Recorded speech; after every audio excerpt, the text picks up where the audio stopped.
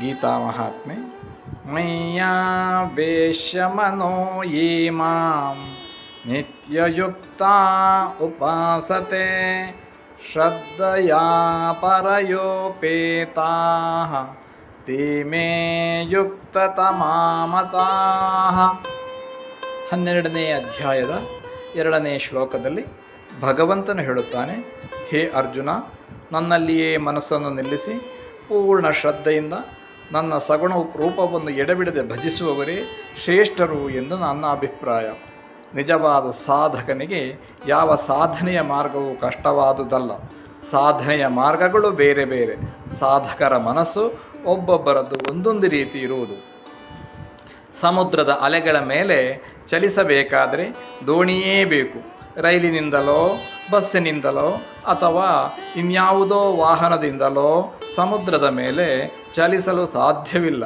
ಪ್ರತಿಯೊಂದು ವಾಹನಕ್ಕೂ ಅದರದೇ ಆದ ನಿರ್ದಿಷ್ಟ ಜಾಗವಿರುತ್ತದೆ. ಅವೆಲ್ಲವೂ ಪ್ರಯಾಣಿಕರನ್ನು ಗುರುಮಿಟ್ಟಿಸುವಂತಹವು. ಅದೇ ರೀತಿ ಸಾಧನೆಯ ಮಾರ್ಗದಲ್ಲಿ ನಿಜವಾದ ಸಾಧಕರು ಭಕ್ತಿ ಮಾರ್ಗವನ್ನೇ ಅವಲಂಬಿಸಿರುತ್ತಾರೆ.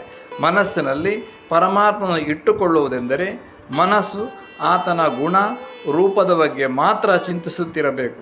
ಪರಮಾತ್ಮನಿಗಿಂತ ಬೇರೆಯಾದ ವಿಷಯ ವೃತ್ತಿಗಳು ಅಲ್ಲಿ ಉದ್ಭವಿಸಬಾರದು. ಇಲ್ಲಿ ಆವೇಶ ಎಂಬ ಪದದ ಅರ್ಥ ಸಾಧಕನ ಮನಸ್ಸು ಭಗವಂತನಲ್ಲಿ ಸಂಪೂರ್ಣ ಒಂದಾಗಬೇಕು ಎಂದು. ನಿತ್ಯ ಪರಮಾತ್ಮನನ್ನೇ ಚಿಂತಿಸುವ ಸಾಧಕನು ಸಗುಣೋಪಾಸನೆಯ ಮೂಲಕ ಆತನನ್ನು ಸಾಕ್ಷಾತ್ಕರಿಸಿಕೊಳ್ಳುತ್ತಾನೆ. ಸಾಧಕರು ನಿತ್ಯಯುಕ್ತರಾಗಿದ್ದು ಸಂಯಮಶೀಲನಾಗಿ ಬದುಕಬೇಕು. ಚಂಚಲತ್ವವು ಮನಸ್ಸಿನ ಸಹಜ ಸ್ವಭಾವ. ಅಂತಹ ಮನಸ್ಸನ್ನು ಶಿಸ್ತಿಗೊಳಪಡಿಸಿಕೊಳ್ಳುವುದು ಸಾಧಕನ ಆದ್ಯ ಕರ್ತವ್ಯ. ಉಪಾಸನೆ ಎಂಬ ಶಬ್ದಕ್ಕೆ ಬಹಳ ಆಳವಾದ ಅರ್ಥವಿದೆ. ಮನಸ್ಸು ಮತ್ತು ಬುದ್ಧಿಯನ್ನು ಆಂತರಿಕವಾಗಿ ಪರಮಾತ್ಮನ ರೂಪದೆಡೆಗೆ ತಿರುಗಿಸಿಕೊಳ್ಳುವುದೇ ಉಪಾಸನೆ. ಮೂಢನಂಬಿಕೆಯು ಶ್ರದ್ಧೆ ಅಲ್ಲ, ದೃಢ ವಿಶ್ವಾಸವೇ ಶ್ರದ್ಧೆ. ಇದೇ ರೀತಿ ನಾವು ಭಗವದ್ಗೀತೆಯಾಗಲಿ ಯಾವುದೇ ಸ್ತೋತ್ರ ಪಾರಾಯಣ ಮಾಡುತ್ತಿರುವುದಾಗಿರಲಿ ಅದನ್ನು ತನ್ಮಯತೆಯಿಂದ ಕೇಳುತ್ತಾ ನಮ್ಮಲ್ಲಿ ಅಳವಡಿಸಿಕೊಳ್ಳುತ್ತಾ ಭಕ್ತಿಯಿಂದ ಪಠನ ಮಾಡುತ್ತಾ ಭಗವಂತನ ನಿಜವಾದ ಭಕ್ತರಾಗಲು ಪ್ರಯತ್ನಿಸೋಣ.